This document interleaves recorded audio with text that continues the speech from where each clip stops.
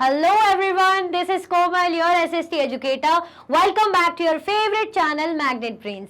Magnet brains आपको provide कराता है हाई क्वालिटी एजुकेशन, वो भी बिल्कुल फ्री ऑफ कॉस्ट, किंडरगार्टन से लेके क्लास 12 तक की सीबीएसई बोर्ड के कोर्सेज के साथ साथ आपको अदर स्टेट बोर्ड के भी कोर्सेज अवेलेबल है इन हिंदी मीडियम, जैसे कि UP board, Bihar board, Delhi board के कोर्सेज प्रॉपर सिस्टमैटिक वे में। कोई दिक्कत परेशानी आपको नहीं होगी। डेली प्रैक्टिस सेट्स के क्वेश्चंस भी मिलेंगे, प्रैक्टिस भी करते जाइएगा। ई बुक्स और ई नोट्स की लिंक आपको डिस्क्रिप्शन बॉक्स में अवेलेबल है, तो भटकने की बात नहीं बनती है। आज का हमारा टॉपिक क्या है? How are empires different from kingdoms. ये जो एम्पायर्स हैं ये किंगडम से कैसे डिफरेंट होते हैं? डिफरेंस होता भी या नहीं होता? तो डेफिनेटली कोई ना कोई डिफरेंस होता है। तो क्या होता है, कैसे डिफरेंट होते हैं, ये हम देखेंगे। अब ये तो हम देखेंगे, इससे पहले जो मैं हमेशा ही कहती हूँ वो आप कर दो। क्या कर दो? लाइक शेयर कर दो फटाफट से, बिना किसी कंजूसी के।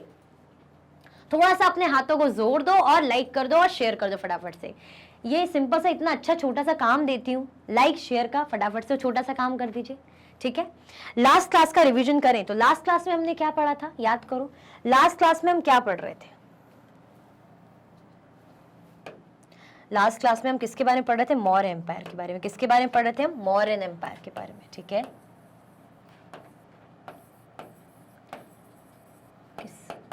ये है मौर्यन एम्पायर, ठीक है। क्या पढ़ा हमने इसके? अच्छा, इंपॉर्टेंट रूलर्स कौन से थे? कौन से थे जो इंपॉर्टेंट रूलर थे किसके? मौर्यन एम्पायर के। तो सबसे पहले जिसने शुरू करा, शुरू किसने किया था? चंद्रगुप्त मौर्य ने। ये मैं इसलिए लिख रही हूँ ताकि याद आ जाए, ये पढ़ा था और ये बड़ा ही इंपॉर्टेंट है कि स्टार्टिंग तो पता चले कि शुरू किसने किया था। तो चंद्रगुप्त मौर्य ने स्टार्ट करा था, ठीक है। उसके बाद उनके बेटे कौन आए थे? जो ये भी बड़े इंपॉर्टेंट रूलर थे, जिनका नाम था बिंदुसारा, ठीक है। ये इनके बाद ये राजगद्दी पे बैठे थे। फिर बिंदुसारा के बेटे कौन थे? अशोका, ठीक है। ये तीनों क्या है? इंपॉर्टेंट रूलर्स है। क्या है ये? इंपॉर्टेंट रूलर्स है। इंपॉर्टेंट रूलर्स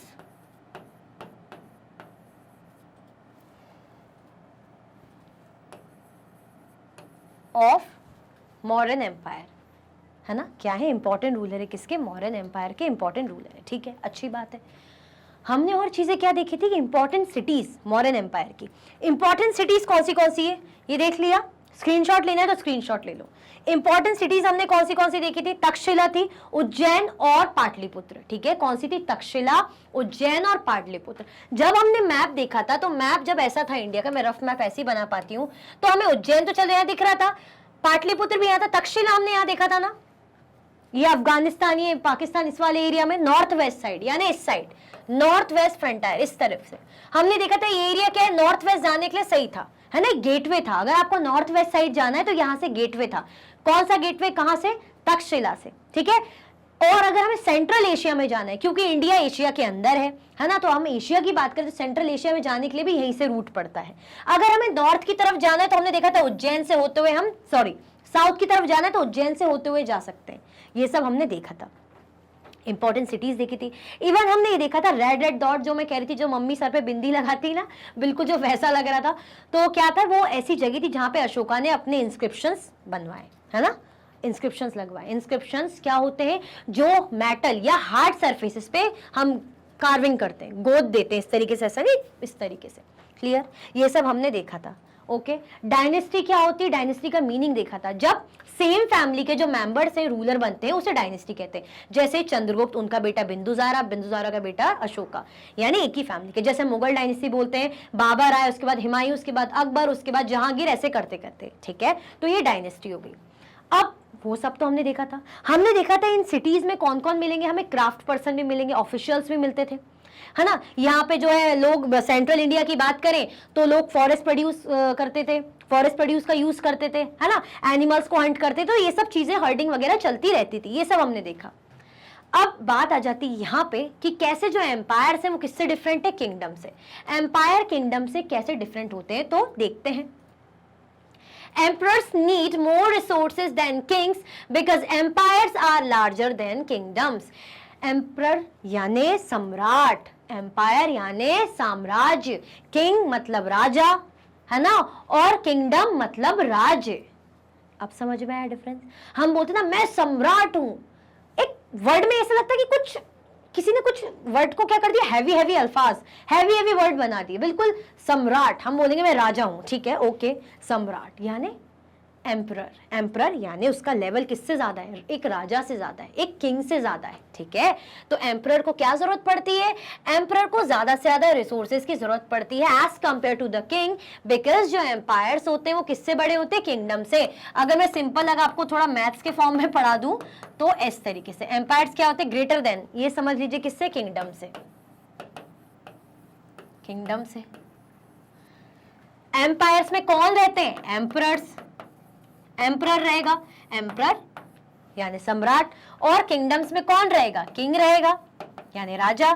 अब जब हम बड़े लेवल की बात कर रहे हैं, बड़े लेवल की, तो बड़े लेवल पे रिसोर्सेज भी ज्यादा चाहिए, चीजें भी ज्यादा चाहिए ना, क्योंकि हमें बड़े लेवल पे राजपाट संभालना है ना। हम बोलते हैं कि अरे इतना बड़ा हमारा घर है तो घर, जो बड़े घर के लिए ज्यादा से ज्यादा सामान चाहिए। पहले हम एक दो रूम के जो है, 2 रूम के घर में रहते थे, ऐसे फ्लैट में रहते थे तो सामान भी कम था। अब हमारा जो घर है 4 जो रूम का हो गया, तो हम क्या करेंगे, सोफा है ना, बेड वगैरह लाएंगे और भी चीजें लाएंगे, क्यों, क्योंकि हमारा घर बड़ा हो गया, तो ज्यादा से ज्यादा चीजें हमें चाहिए पड़ेंगी।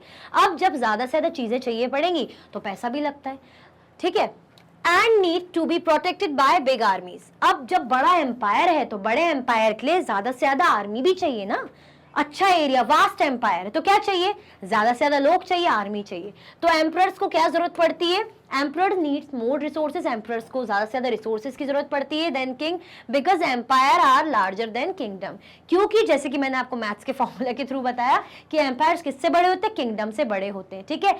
एम्परर किससे बड़े होते हैं, ऑब्वियसली किंग से बड़े होते हैं, इसको भी ऐसे सेम बात है, ठीक है, क्लियर हुआ, आया समझ में। So also they need a large number of officials who collect tax.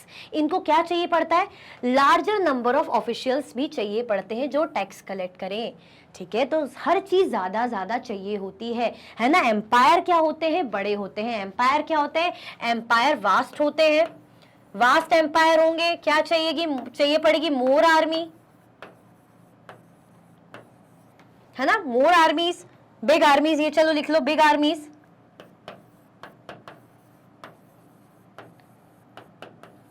more resources,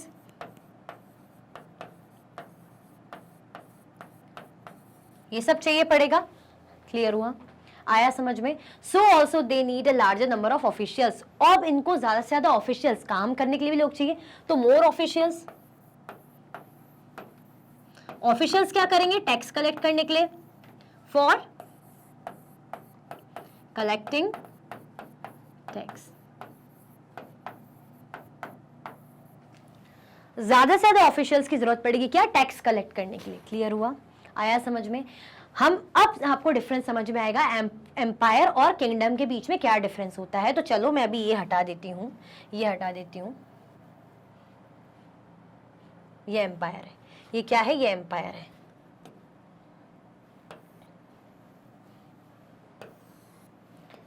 ये एम्पायर है, ठीक है। अब ये एम्पायर है, एम्पायर कैसे होते हैं, एम्पायर हमने देखा किंगडम से वास्ट होते हैं। एम्पायर में बिग आर्मीज चाहिए पड़ती है ना, अगर अच्छा बड़ा एम्पायर है तो आर्मी ज्यादा चाहिए, हमें ज्यादा से ज्यादा रिसोर्सेज चाहिए, ठीक है, हमें ज्यादा से ज्यादा ऑफिशियल्स चाहिए, काम करने वाले लोग भी ज्यादा चाहिए, क्यों, क्योंकि कलेक्ट करेंगे टैक्स, टैक्स कलेक्ट करने का काम करेंगे, ठीक है। किंगडम में भी ये सब चीज चाहिए, लेकिन किंगडम में आर्मी इतनी बड़ी नहीं चाहिए जितनी हमें एम्पायर में चाहिए। किंगडम में भी रिसोर्सेज चाहिए, लेकिन इतनी नहीं चाहिए पड़ेगी जितनी हमें एम्पायर में चाहिए। किंगडम में भी हमें ऑफिशियल्स चाहिए, ऑब्वियसली काम करने वाले लोग चाहिए। हम क्या बोलते हैं, अरे मेरा ऑफिस अब बड़ा हो रहा है, मेरा ऑफिस अब अच्छा, मैंने बड़ा ऑफिस खोल लिया है, बड़ा ऑफिस है, तो मुझे ज्यादा से ज्यादा लोगों की जरूरत है। तो वैसे ही जब बड़ा एम्पायर है तो आपको ज्यादा से ज्यादा आर्मी की जरूरत है। तो ये डिफरेंस होता है किसमें, एम्पायर और किंगडम में, क्लियर। फिर से रीड करते हैं, ध्यान से देखना क्योंकि इंपॉर्टेंट है, मैं नहीं चाहती कोई कंफ्यूजन हो। एम्परर्स को क्या जरूरत पड़ती है, रिसोर्सेज ज्यादा पड़ती है, किससे, किंग से, because empires are larger than kingdom, क्योंकि एम्पायर्स किंगडम से लार्जर होते हैं, मैं बता चुकी हूँ। और एम्पायर में कौन रहता है, एम्परर, सम्राट, मतलब साम्राज्य में कौन रहेगा, ऑब्वियसली सम्राट रहेगा, राज्य में कौन रहेगा, राजा रहेगा, ठीक है। And need to be protected by big armies, हर चीज ज्यादा चाहिए, रिसोर्सेज ज्यादा, आर्मीज ज्यादा, किंगडम से बड़े होते हैं, साथ में ऑफिशियल्स भी ज्यादा चाहिए टैक्स कलेक्ट करने के लिए, क्लियर, कोई कंफ्यूजन, दिक्कत तो नहीं, ये समझ में आया अच्छे से डिफरेंस इनका। अच्छा, अभी तक भी आप लोगों ने लाइक किया कि नहीं किया, ये बताओ सबसे पहले, क्या कोई कंजूसी तो नहीं कर रहे आप? कहीं किसी प्रकार की आप कंजूसी तो नहीं कर रहे? अभी तक लाइक किया कि नहीं किया? फटाफट से लाइक करो, फिर हम आगे बढ़ते। सिंपल सी चीजें, छोटी चीजें करने में क्या है भाई। चलो ओके। Ruling the empire. अब एम्पायर को रूल करना कैसे क्या होता है? As the empire was so large, different parts were ruled differently. Obviously, empire जैसे हम बोले ना, कंट्री बहुत बड़ी है। अब कंट्री में क्या है? कंट्री में स्टेट्स हैं, तो स्टेट्स के अपने अपने मुख्यमंत्री है ना, सीएम है कि नहीं? स्टेट्स में अपने अपने सीएम है कि नहीं? क्या जो एमपी के सीएम है वो जो है यूपी में ऑपरेट कर सकते? नहीं। अपने अपने जो है कंट्री में अपनी अपनी क्या है, स्टेट्स है, तो स्टेट्स में अपने अपने सीएम बने हुए हैं, ठीक है। तो ऐसी एम्पायर बड़ा है, तो एम्पायर जैसे फॉर एग्जांपल ऐसे कुछ बड़ा सा ऐसे वास्ट एम्पायर है ना, एम्पायर में अलग अलग जगह हैं, इस तरीके से अलग अलग सिटीज हैं, तो अलग अलग सिटीज में यहाँ पे अपने अलग अलग क्या रहेंगे, अलग अलग जो है जो रहे ऑफिशियल्स रहेंगे, जो इनको संभालेंगे, अलग अलग लोग इसको संभालेंगे। क्लियर हुआ? आया समझ में? तो as the empire was so large, जैसे जैसे एम्पायर क्या होता है, बड़ा होता है, different parts were rule differently, अलग अलग पार्ट्स जो है डिफरेंटली रूल किए जाते हैं, अलग अलग तरीके से, मतलब जो है रूल करते हैं ruler. The area around Pataliputra was under the direct control of the emperor. अगर हम देखें कि ठीक है, हर एरियाज को अलग अलग तरीके से कंट्रोल किया जाता है, मतलब कंट्रोल करते हैं, अलग अलग जो होंगे चीफ, उनको बिठाया होगा कि आपको ये एरिया संभालना है ऐसे। अब जैसे हम कहते हैं कि दिल्ली क्या है, कैपिटल है इंडिया की, ठीक है, दिल्ली क्या है, इंडिया की कैपिटल है। मेन जो चीजें हमारी है ना, कहाँ मिलेगा हमें? दिल्ली में मिलेंगे, ठीक है। कहाँ मिलेंगे हमें? दिल्ली में मिलेंगे। सुप्रीम कोर्ट की अगर हम बात करें, कहाँ मिलेगा? दिल्ली में मिलेगा। क्यों? क्योंकि मेन जो चीज है। ऐसे ही यहाँ पे हम देखें कि पाटलिपुत्र क्या था, पाटलिपुत्र जो था डायरेक्ट कंट्रोल में था एम्परर के, मतलब सम्राट के डायरेक्ट कंट्रोल में पाटलिपुत्र रहता था, डायरेक्ट। हम बोलते ना दिल्ली में लाल किला है, जो 15 अगस्त या 26 जनवरी को हम देखते हैं, तो दिल्ली में जो होता है वो फ्लैग ऐसे बोलते ना, सेरेमनी जो होती है, झंडा जो लहराया जाता है, ठीक है। दिल्ली में हम देखते हैं हमारे जो मुख्यमंत्री आते, प्रधानमंत्री आते, सॉरी प्राइम मिनिस्टर, मुख्यमंत्री अभी पढ़ा है ना, इसलिए कहाँ हो रहा है? दिल्ली में, मेन जगह। ऐसे ही पाटलिपुत्र भी मेन है, तो एम्परर के डायरेक्ट कंट्रोल में। और भी जगह वो उसका ही एम्पायर है, एम्पायर उसका ही, लेकिन हम बोलेंगे मेन ये है। चलो मेन क्या है? मेन ये ही जगह, ये इसके डायरेक्ट कंट्रोल में, बाकी तो संभाल ही जा रहे हैं, बाकी लोग संभाल ही रहे हैं, ये डायरेक्ट कंट्रोल में।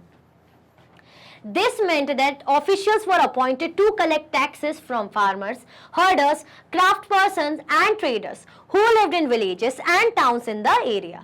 अब इसका मतलब ये है, जो ऑफिशियल्स हैं, जो काम के जो वर्कर जो अंडर काम करते हैं, उनको अपॉइंट किया जाता है क्या करने के लिए? Collect taxes from farmers. जो क्या कलेक्ट करते हैं? फार्मर से टैक्स कलेक्ट करेंगे, हर्डर से टैक्स कलेक्ट करेंगे, क्राफ्ट पर्सन से टैक्स कलेक्ट करेंगे, ट्रेडर से टैक्स कलेक्ट करेंगे, who lived in villages and towns in that area. उस एरिया में जो विलेजेस और टाउन्स में रहते हैं, उनसे जो ये लोग क्या क्या कलेक्ट करेंगे, ठीक है। तो कौन कलेक्ट करता है ये काम? ऑफिशियल जो है करते हैं, रखे हुए हैं जो है ना, जिनको सैनिक वगैरह कह रहे हैं, जिनको इस जॉब पे रखा है, जिनका काम क्या है? टैक्स कलेक्शन का।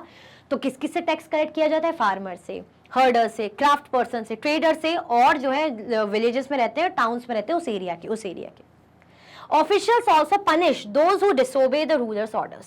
अब obviously कोई भी हो, हम जैसे देखते हैं ना कि कितना भी अच्छा नेता हो, कोई भी हो, अगर कुछ भी ऐसा रूल है जो लॉ को तोड़ता है तो उसको भी सजा होती है। ऐसा तो है नहीं कि नेता है चलो छोड़ दो, मर्डर भी कर देंगे तो छोड़ दो, नहीं। वो बात और है कि चालबाजी करके, प्लानिंग प्लॉटिंग करके जो है बच गए, लेकिन रूल तो ये कहता है कि सजा मिलेगी। तो ऐसे ही यहाँ पे अगर कोई ऑफिशियल क्या करता है, एम्परर का ऑर्डर नहीं मानता, डिसोबे करता है, नहीं मानेगा, अवज्ञा करता है, तो उसको क्या मिलता है? उसको भी पनिशमेंट मिलती है, ठीक है। उसको क्या किया जाता है? पनिश किया जाता है, पनिशमेंट मिलती है। क्लियर हुआ कि नहीं हुआ? हमने क्या देखा? हमने ये देख लिया है बहुत अच्छे से कि एम्पायर क्या होता है, किंगडम से बड़ा होता है हर पैमाने पे, हर नीड उसको ज्यादा चाहिए रहती है। एम्पायर को रूल करने की बात करें तो एम्पायर जो है बड़ा रहता है, अलग अलग जो है सिटीज रहती है उसके अंदर, है ना, डिफरेंट पार्ट्स रहते हैं जिनको रूल किया जाता है। पाटलिपुत्र क्या था? अगर क्योंकि हम मौर्य एम्पायर का देख रहे हैं ना, मौर्यन एम्पायर का देख रहे हैं, अशोका के बारे में बात कर रहे हैं, तो हमने क्या देखा है? जो एम्पायर है पाटलिपुत्र, मतलब पाटलिपुत्र का एम्पायर के अंदर जो पाटलिपुत्र है वो क्या है? डायरेक्ट कंट्रोल में था, किसके? एम्परर के, सम्राट के। यहाँ पे टैक्स कलेक्शन का भी काम होता है, तो कौन करते हैं? ऑफिशियल्स करते हैं, जैसे हर्डर, फार्मर से टैक्स कलेक्ट कर रहे हैं। अगर ऑफिशियल्स ऑर्डर को नहीं मानते तो उनको सजा भी मिलती थी, ठीक है। क्लियर हुआ? इस तरीके से पूरा एम्पायर को रूलिंग का सिस्टम चलता था। आगे बढ़े, चलो। Many of these officials were given salaries. अब ऑब्वियसली काम करेंगे तो सैलरी के लिए काम करेंगे ना, फ्री में कोई क्यों काम करेगा, तनख्वाह पाने के लिए काम करेगा। तो ऑफिशियल्स को क्या दिया जाता था, many of these officials were given salaries, इनको सैलरी दी जाती थी। Messengers went to and fro and spies kept a watch on the officials। अब जो मैसेंजर्स है, मैसेंजर्स थे और जो स्पाइस है ना, मतलब इन ऑफिशियल्स पर भी नजर रखी जाती थी। स्पाइस जो बोलते ना, नजर रखने का काम करते, स्पाई जासूस इस टाइप के है ना, जो नजर रखने का काम करते, तो इन पे नजर भी रखी जाती थी कि कैसे कैसे काम करे, ढंग से कर रहे न करे, इस तरीके से। And of course the emperor supervised them all with the help of members of the royal family and senior ministers।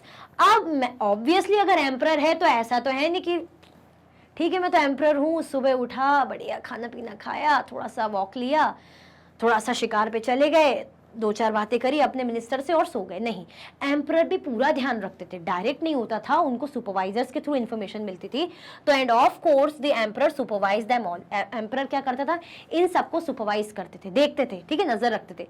With the help of, किसकी हेल्प से, डायरेक्ट तो नहीं होगा, तो with the help of the royal family, royal family की help से, और जो बड़े सीनियर मिनिस्टर्स हैं, हाई पोस्ट के जो मिनिस्टर्स थे सीनियर, उनकी हेल्प से जो क्या करते थे, ये जो हमारे एम्परर है नजर रखते थे।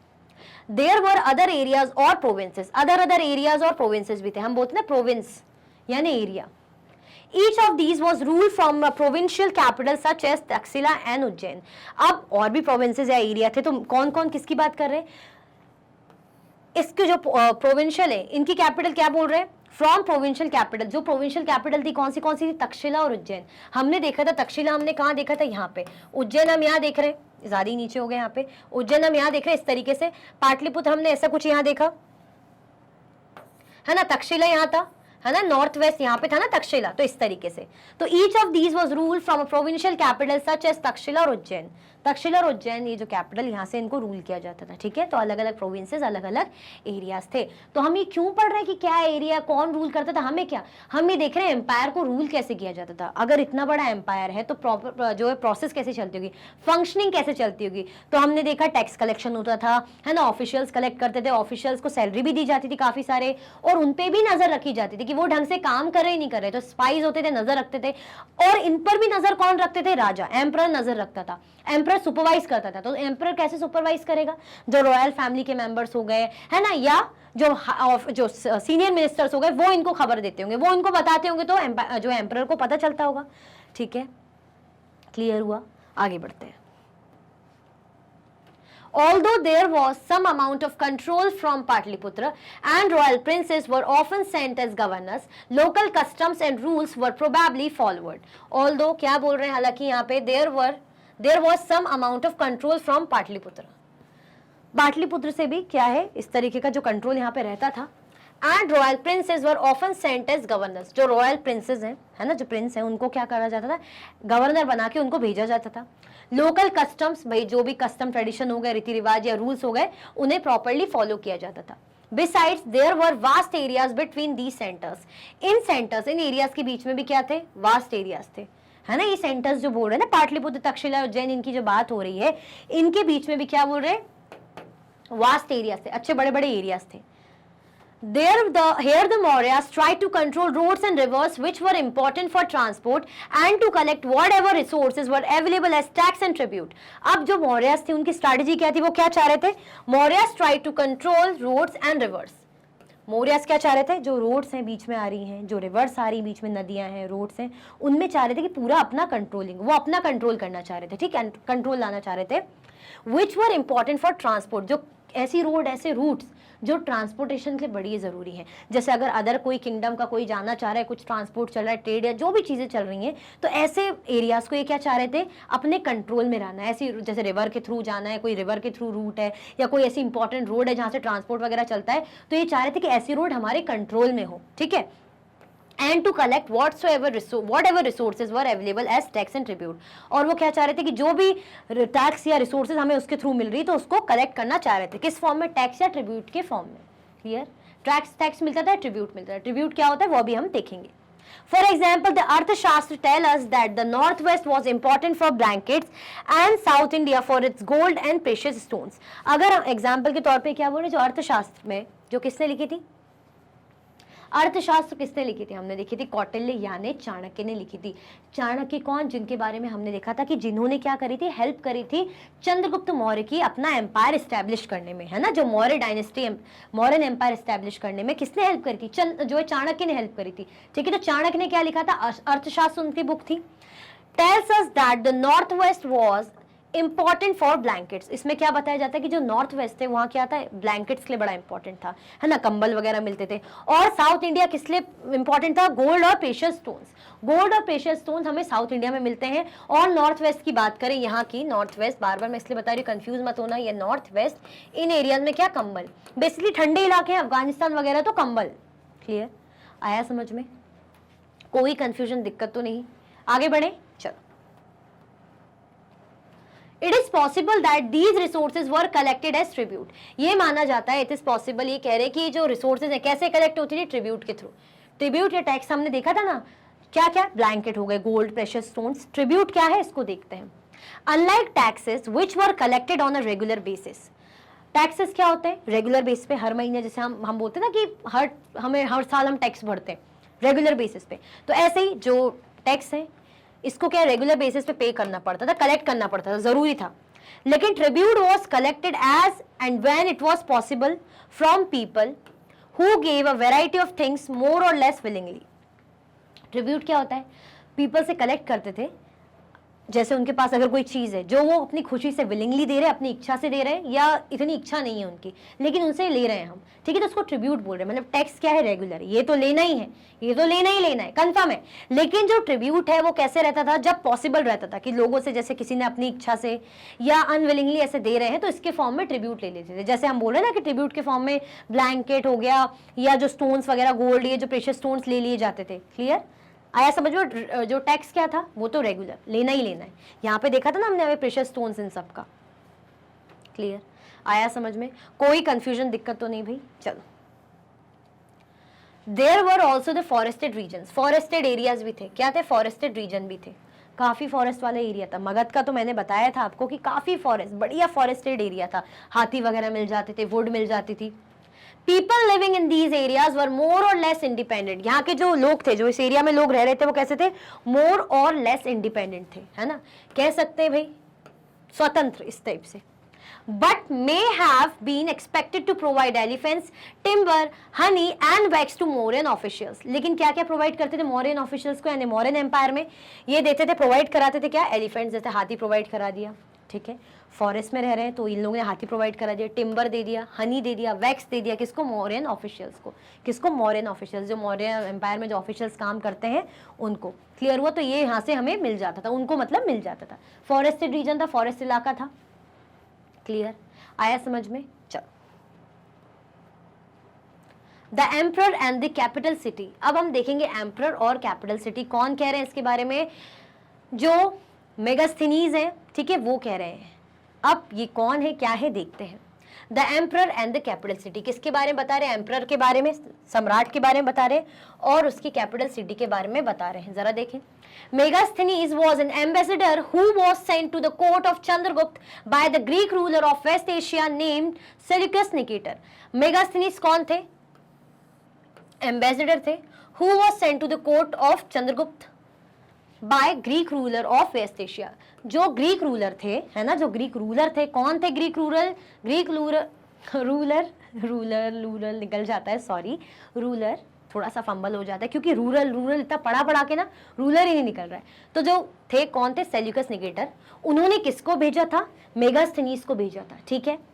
किसके यहाँ भेजा था? चंद्रगुप्त के कोर्ट, मतलब चंद्रगुप्त के जो एम्पायर में। Megasthenes wrote an account about what he saw. अब मेगास्थनीज क्या कर रहे हैं? वो रिपोर्ट लिख रहे हैं, जो जो उन्होंने वहां पे देखा, जो भी चीज उन्होंने ऑब्जर्व करी, उसके बारे में एक रिपोर्ट लिख रहे हैं। Here is a part of his description. उनकी पार्ट का यहाँ पे डिस्क्रिप्शन अवेलेबल है।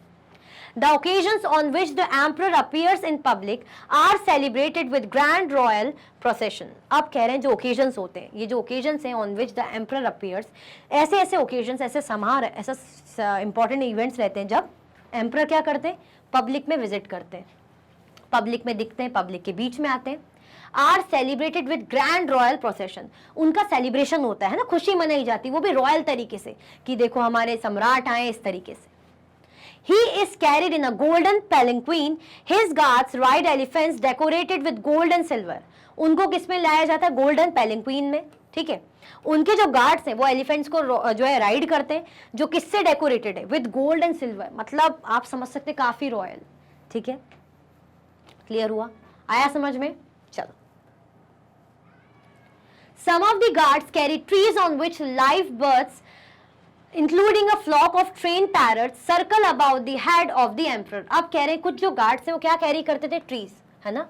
गार्ड क्या कैरी करते थे? जो गार्ड है वो ट्री कैरी करते थे, on which live birds including a flock of train parrots, मतलब जो ट्रेन पैरट्स हैं, जो ट्रेन पैरट्स मतलब ऐसे पैरट्स जो बोलते होंगे, समझदार होंगे, ट्रेन कर रखा होगा, उनका झुंड इस तरीके से circle about the head of the emperor, emperor के भाई हेड में, सर पे इस तरीके से सर्कल ऐसे बनाया रहता है, ठीक है।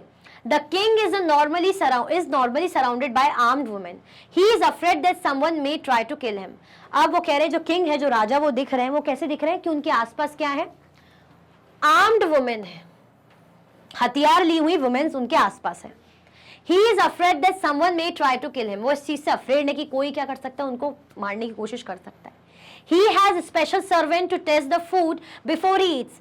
He never sleeps at the same bedroom for 2 nights. Even ये भी चीजें देखो, ऐसे आ रहे हैं, ऐसा ओकेजन है, ग्रैंड एंट्री हो रही है ना, सोने बिल्कुल सिल्वर से सजे हुए हाथी, गोल्डन पैलेंक्विन, इस तरीके से यहाँ पे हम देख रहे हैं जो आसपास के जो पूरे गार्ड्स हैं, है ना, ट्रेन पैरट्स उनके हेड के इस तरीके से लगाए हुए हैं ऐसे ट्री का वो करके, फिर क्या करे, आर्म्ड वुमेन उनके आसपास है गार्ड की तरह, ठीक है। He has special servant, even अगर कोई भी खाना चखना हो, कोई भी खाना किसी ने खाना, जैसे वो कुक है, खाना बनाया, हो सकता है एम्परर के खाने में कहीं जहर ना मिला हो, तो स्पेशल सर्वेंट रखा है उसके लिए, जिसका काम ही क्या रहेगा? एम्परर, सम्राट का खाना चखने का जिसका काम रहेगा, खाना बना है ना, उसको क्या दिया भाई, ठीक है, पहले इससे चखाओ, तो खाना चखने का काम करेगा। अब खाने में जहर है नहीं है, अगर निकल गया तो बेचारा मर जाएगा, लेकिन जॉब उसकी वही थी। देखो, he never sleeps in the same bedroom for 2 nights. Even एक ही रूम में, एक ही बेडरूम में वो 2 दिन से ज्यादा भी नहीं सोते थे, ठीक है। खाना चखने के लिए अलग रखा हुआ था, कहीं कोई जहर ना निकल जाए, तो वही वो निकली, वही वो उसकी ड्यूटी यही थी, जॉब यही थी। इवन वो एक बेडरूम मतलब सेम बेडरूम में 2 दिन से ज्यादा नहीं सोते थे। And about Pataliputra, modern Patna. Pataliputra क्या है? सबसे पहले बहुत इंपॉर्टेंट, जो उसको हम अभी पटना बोलते हैं ना, उसको उसी को बोलते थे पाटलिपुत्र, जिसको हम पटना बोलते हैं उसी को बोलते हैं पाटलिपुत्र, ठीक है। He wrote, "This is a large and beautiful city. It is surrounded by a massive wall. It has 570 towers and 64 gates." ये क्या बता रहे हैं कि बहुत ही बड़ी और ब्यूटीफुल सिटी है। ऑब्वियसली एम्पायर है भाई, है ना, इतनी मेहनत से नंद को हरा के, धनानंद को हरा के एम्पायर बनाया इतना बढ़िया, तो अच्छा था भी, फ्लोरिश एम्पायर था। तो कह रहे हैं कि बहुत वास्ट एम्पायर, बहुत बड़ा एम्पायर है। It is surrounded by massive wall, बहुत बड़ी बड़ी ऊंची ऊंची दीवारों से पूरी तरीके से सराउंड करके रखा है। होता है ना किलाबंदी टाइप का कि भाई हमारा एरिया तो आसपास बड़ी बड़ी वॉल्स है, तो काफी मासिव वॉल्स है। It has 570 towers and 64 gates. इसके क्या है? 570 टावर हैं और 64 गेट्स हैं। तो आप समझ सकते हैं कौन बता रहा है? मेगास्थनीज बता रहे हैं। किसने भेजा था मेगास्थनीज को? सेल्यूकस निकेटर ने। किसके कोर्ट में भेजा था? चंद्रगुप्त मौर्य के। क्लियर? चलो।